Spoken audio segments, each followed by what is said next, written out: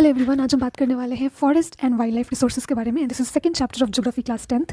So let's look at the flora and fauna first. Flora किसे कहते हैं, fauna किसे कहते हैं? सारे जो प्लांट स्पीसीज़ है जो अर्थ पे प्रेजेंट है उन्हें हम फ्लोरा कहते हैं, एंड सारे एनिमल स्पीसीज़ को हम फौना बोलते हैं। Now let's look at the flora and fauna found in India. So India is richest in terms of biodiversity. यहाँ बहुत ज़्यादा बायोडाइवर्सिटी है, ठीक है। बट ऐसा है ना कि अप्रॉक्सीमेटली थ्राइस और ट्वाइस जो नंबर है ना अभी डिस्कवर भी नहीं हुआ है। मतलब we have immense amount of biodiversity. Okay, हमें बहुत कुछ मिलता है फ्लोरा एंड फौना से। हमें मेडिसिन मिलते हैं, फ्यूल मिलता है, बहुत सारे डेली यूजेस की चीज़ भी मिलते हैं, क्लोथ्स वगैरह, एवरीथिंग। बट ह्यूमन ग्रीड ने क्या किया है ना, बहुत सारे प्लांट्स एंड एनिमल को एक्सटेंट करवा दिया है। ह्यूमन ग्रीड ऐसी चीज़ ही है। सो हम बात करने वाले इस चैप्टर में कंजर्वेशन के बारे में, बेनिफिट क्या है कंजर्वेशन का, गवर्नमेंट ने कौन सा प्रोग्राम लॉन्च किया है, एंड कौन कौन से ग्रुप्स हैं जो कि जेनुअनली बचाना चाहते हैं हमारे फ्लोरा एंड फौना को। सो let's look at the benefits of conservation first. So conservation जो है ना वो प्रिजर्व करता है हमारी इकोलॉजिकल डाइवर्सिटी को, हमारी लाइफ सपोर्ट सिस्टम को। हमारा लाइफ सपोर्ट सिस्टम क्या है? बेसिक लाइफ सपोर्ट सिस्टम क्या है? वाटर, एयर एंड सॉइल, ठीक है। ये हमारे जेनेटिक वेरिएशंस को, डाइवर्सिटी को भी प्रिजर्व करने का काम करता है बेटर ग्रोथ के लिए। वी ऑल नो कि हमारे लिए जेनेटिक डाइवर्सिटी जो है बहुत इंपॉर्टेंट है, एंड उससे बचाने का काम भी करती है, ठीक है। नाउ कंजर्वेशन और कैसे हो सकता है, लाइक क्या बेनिफिट है कंजर्वेशन का? तो हम जैसे अगर कंजर्व नहीं करेंगे तो हमें स्टिल डिपेंडेंट रहना पड़ेगा ट्रेडिशनल क्रॉप वैराइटीज़ पे, ठीक है। ऐसे we need some hybrid seeds and genetic variation lots of, ताकि हम कंजर्व कर सकें, because genetic variation is very important. Okay, now fisheries too are heavily dependent on the maintenance of aquatic biodiversity. Okay, so these are the benefits of conservation. Now let's look at the steps which are taken by the government for the conservation. सबसे पहले बात करते हैं Indian wildlife protection act का, जो कि implement हुआ था 1972 में। So like remaining population of some endangered species was protected by banning hunting and trading, ठीक है। पॉपुलेशन बचाने के लिए हमें ऑब्वियसली हंटिंग को, ट्रेडिंग को, ये सबको बंद करना पड़ेगा। इन 1980 and 1986 included several hundred butterflies, moths, Beatles, सबको ऐड किया गया in the list of protected species. And 1991 में for the first time plants को भी ऐड किया गया, ठीक है।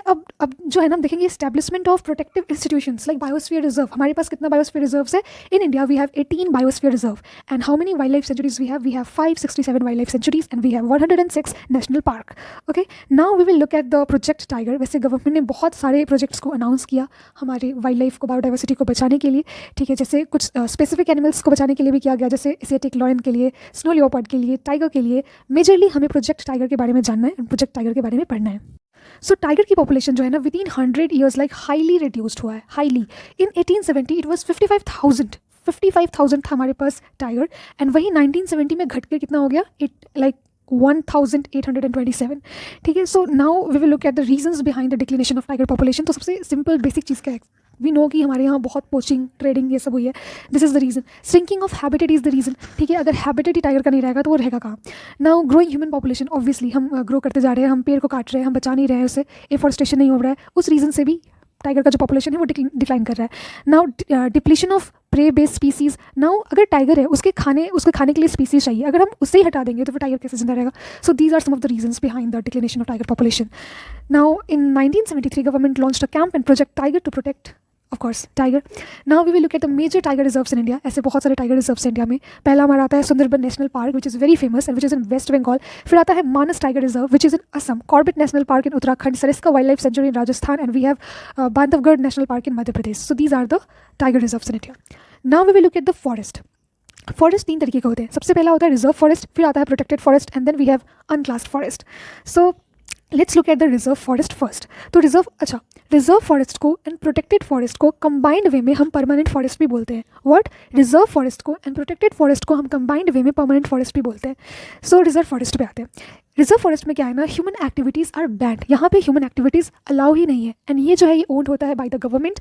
एंड कहाँ पे प्रेजेंट है हमारा reserve forest? So we have reserve forest in several places. West Bengal में है, जम्मू कश्मीर में है, महाराष्ट्र में भी है। फिर प्रोटेक्टेड फॉरेस्ट की बात आती है। लोकल पीपल जो होते हैं वो अलाउ होते हैं, लेकिन स्टिल यहाँ गवर्नमेंट जो है वो ध्यान रखते हैं, मॉनिटर करते हैं ह्यूमन एक्टिविटीज़ को कि यहाँ पे कोई हंटिंग, पोचिंग या कुछ तो नहीं हो रही है, ठीक है। ऐसे फॉरेस्ट प्रेजेंट होते हैं बिहार में, हरियाणा में, राजस्थान में, पंजाब में। Now we have unclassed forest. So these are other forest होते हैं and wetlands belonging to both government and private individuals and communities. और इसके examples like north eastern states में एंड पार्ट्स ऑफ गुजरात जो है वहाँ पे बहुत हाई परसेंटेज है अनक्लास्ड फॉरेस्ट की, जिसको मैनेज करते हैं local communities.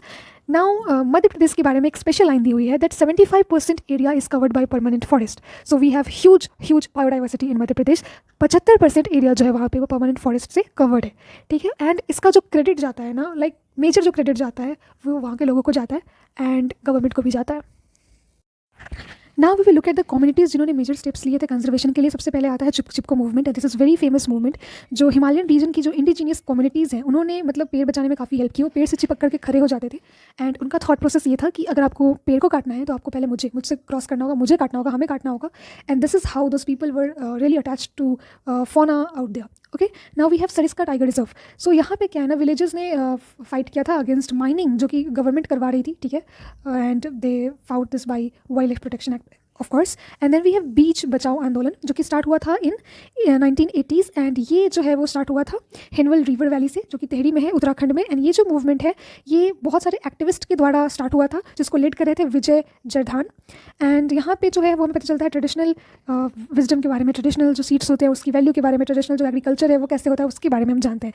Then we have Alwar district of Rajasthan. यहाँ पे क्या हुआ था ना, लाइक 1200 एकड़ का ज़मीन था, हेक्टेयर्स का ज़मीन था, एंड उन्हें वहाँ के लोकल लोगों ने ही मतलब डिक्लेयर कर दिया कि हाँ ये मतलब इसको हम प्रिजर्व करेंगे एंड ये हमारा एक सेंचुरी है। इसको डिक्लेयर कर दिया उन्होंने, भैरव देव धाकव सेंचुरी उसको बोल दिया, डिक्लेयर कर दिया, एंड उसको सेव किया उन्होंने वहाँ की कम्युनिटीज़ ने।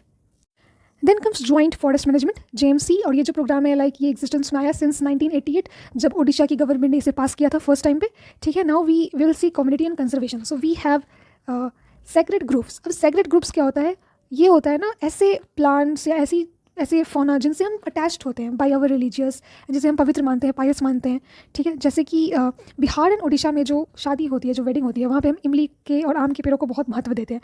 तो हम ऑब्वियसली इमली एंड आम के पेड़ को बचाएंगे, ठीक है। हमारे यहाँ तो ऐसा है ना कि in India we just love, like हम पूछते हैं रिवर को, पूछते हैं हम नदी को, पूछते हैं, अगेन द सेम थिंग, हम माउंटेन्स की पूजा करते हैं। So we are like literally attached with nature very much. तो ऐसी बहुत सारी हमारे पास सेक्रेड ग्रुप्स है जो कि बचाने का काम करती है, ऐसी बहुत सारी कम्युनिटीज़ है जो कि बचाने का काम करती है फौना को। फिर we have Mundas and Santhal community जो कि बिलोंग करते हैं छोटा नागपुर रीजन से, और वहाँ पे वो महुआ एंड कदम्बा जो ट्रीज़ होते हैं उनको जो है उसको बहुत वैल्यूएबल मानते हैं एंड उसको प्रिजर्व करते हैं। So we all need to preserve our nature. And इसी के साथ ये चैप्टर यहाँ पे कंप्लीट होता है।